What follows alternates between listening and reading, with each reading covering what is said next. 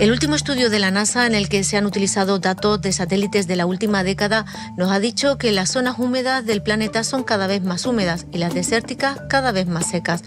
De estas últimas se ocupan investigadores del Centro Andaluz para la Evaluación y Seguimiento del Cambio Climático. Quieren saber cómo se están adaptando la fauna y flora a los cambios, al aumento de temperatura y a la falta de precipitaciones.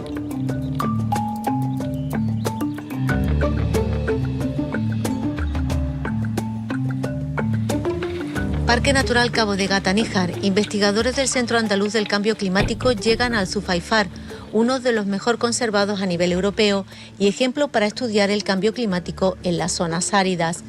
Se disponen a recoger muestras antes de que el calor apriete. En contra de la creencia popular de que una zona desértica no se ve afectada por el aumento de las temperaturas, las investigaciones como la última de la NASA constatan que los ecosistemas se están viendo afectados y la desertificación sigue avanzando.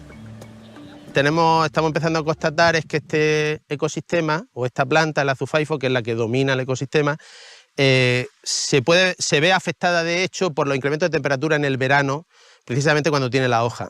Porque esos incrementos de temperatura hacen que aumente la demanda evaporativa de la atmósfera y como es una planta que vive tomando el agua del acuífero y necesita bombearla continuamente para mantener el verdor, pues ese aumento de calor lo que provoca es que, o de temperatura, perdón, lo que provoca es que tome más agua del acuífero. Y entonces sospechamos, esto es una sospecha que probaremos cuando tengamos los pozos, que puede estar ocurriendo que en ese aumento de temperatura el azufaifo aproveche mucho el agua del acuífero, descienda el nivel y quizás pueda haber intrusión marina, lo que acaba en el fondo afectándole porque empieza a tomar agua salobre o más salada. Y a partir de ese momento, entonces, pensamos que se ve en peores condiciones y entonces es atacado por defoliadores.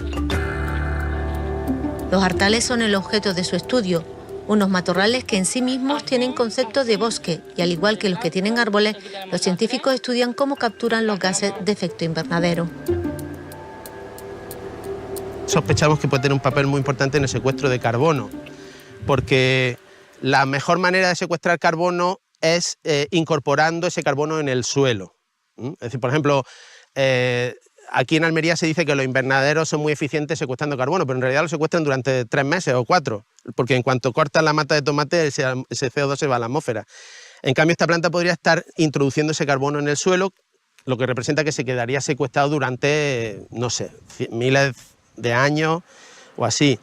¿Cómo lo incorporaría? Pues primero, que tenga raíces tan profundas y de alguna manera hace pensar que tiene una gran biodiversidad subterránea, es decir, que gran parte de la fotosíntesis que hace, del secuestro de carbono que hace, lo invierte en biodiversidad que está debajo del suelo.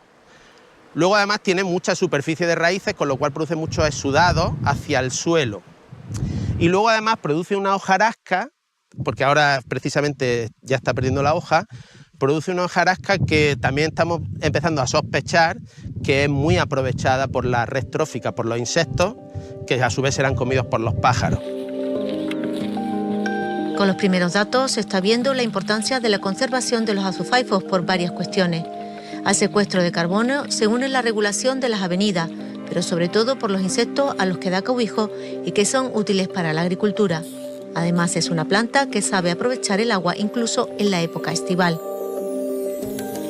Gracias a que el azufaifo tiene unas raíces muy profundas, que en el norte de África incluso se han descrito de hasta 60 metros de profundidad, lo que representa el azufaifo en un ambiente tan como este secarral es que es capaz de acceder a una fuente de agua que ningún otro ser vivo de esta llanura es capaz de hacerlo.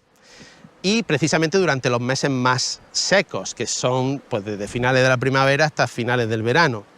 De tal manera que, nosotros decimos de una manera poética que en realidad el azufaifo lo que hace es permite o pone en marcha la vida durante los periodos más secos del año, precisamente por ese acceso al agua que él es capaz de hacer. Para mantenerse viva, para mantener el verdor, necesita estar bombeando agua, como he dicho hace un momento, ¿no? Continuamente. Eso a la postre representa un beneficio para el ecosistema, porque lo que hace es mantener islas de verdor y de humedad donde se aloja mucha biodiversidad.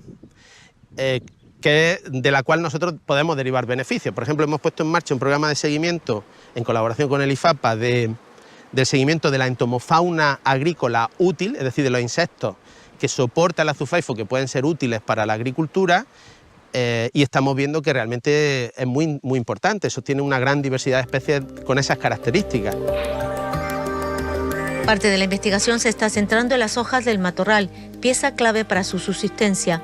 Unos estudios que se llevan a cabo en el entorno del programa Life Adáptame, pero desde Bruselas se quiere ir más allá. De forma paralela a las investigaciones se desarrolla el programa Coadapta, con el que se quiere transmitir a la ciudadanía la necesidad de su conservación. La SUFAIFAR reúne todos aquellos beneficios que nos puede ayudar a mitigar los efectos del cambio climático en las zonas áridas o semiáridas. Por su singularidad y rareza, son prioritarios para la Unión Europea como especie a proteger.